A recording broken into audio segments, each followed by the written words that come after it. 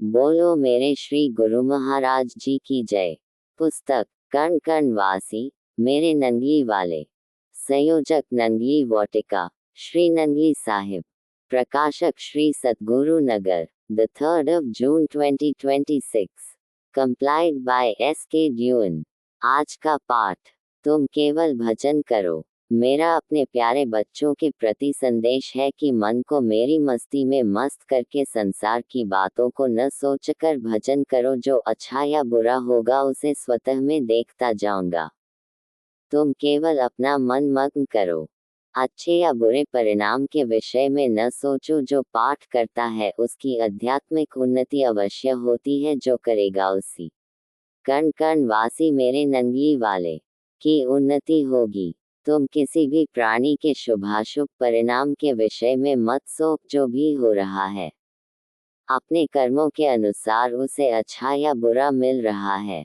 बातें हुए मुख सौट गए, रह गई केवल ही दर्शन के अन और मूल्यवान सब कुछ मुझे अर्पित करते जाओ। एक एक क्षण की कीमत आंक लो। ये क्षण दोबारा न मिलेंगे। तुम केवल भजन करो, यही मेरी तुमसे कामना है। इधर उधर की बातों में समय क्यों व्यर्थ खो रहे हो। जो उत्तम कार्य मेरा भजन करना है उसे तुम ही करो। भजन करोगे तो मेरी ओर बढ़ोगे। मैं भी व्याकुलता से तुम्हारा इंतजार करूंगा। क्या ये मूल्यवान समय अर्थात मानव जन्म यूं ही बीत जाएगा। संभलो, स्वयं को संभालो, केवल भजन करो। मेरा ध्यान अबाध गति से बाते चलो। ये पाठ करने के दिन तुम्हें मेरे समीप ले आएंगे। जब तुम मेरे समीप आओगे तभी तुम्हें ज्ञान होगा तुम्हारे एक एक क्षण का मूल्य कैसे आंका जाता था। कोई शिष्य प्रथम श्रेणी में अथवा मेरिट और कोई फेल होने वाला भी होता है। शिक्षक बच्चे के कम या अधिक अंक आने के विषय में कुछ नहीं कर सकता।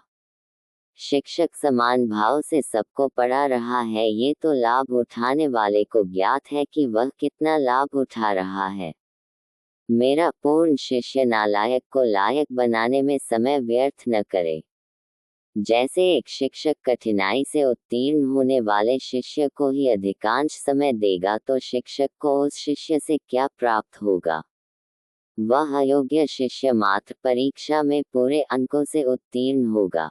शिक्षक प्रथम श्रेणी में आने वाले शिष्यों की ओर विशेष ध्यान देगा। वे शिष्य मेरिट में आ सकता है। शिक्षक जिस कक्षा में पढ़ाता है उस कक्षा के शिष्य मेरिट में आ गए तो शिक्षक की पदोन्नति हो जाएगी और वेतन भी बढ़ जाएगा। ऐसे तुम मेरे योग्य शिष्य हो। योग्य शिष्य ही मेरिट में आ सकता है। योग्य शिष्य को मंजिल तक पहुंचाना मेरा लक्ष्य है। एक राजा ने हठ किया, हे प्रभु, मैं चाहता हूँ मेरे राज्य के समस्त प्राणियों के आप अपने पावन दर्शन देकर कृतार्थ करें। भगवान जी ने राजा की विनती स्वीकार कर कहा, कल सांकाल जंगल में ऊंचे पर्वत पर जो मेरे दर्शन करने आ जाएगा उसे मैं अपने दर्शन देकर कृतकृत्य कर दूंगा।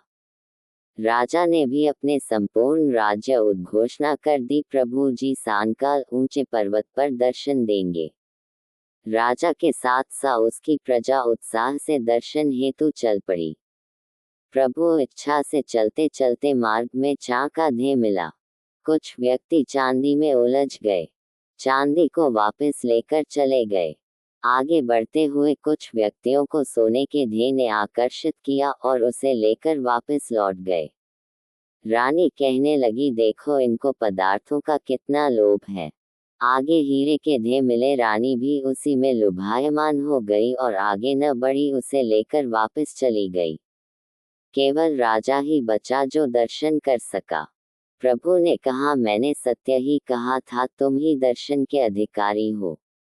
जो पाठ कर सकता है, जिसके हृदय में मेरी प्राप्ति की लगन और तड़प है और जो पुरुषार्थ करता है, मैं उसी को दर्शन दूंगा। ये बहुत मूल्यवान समय है।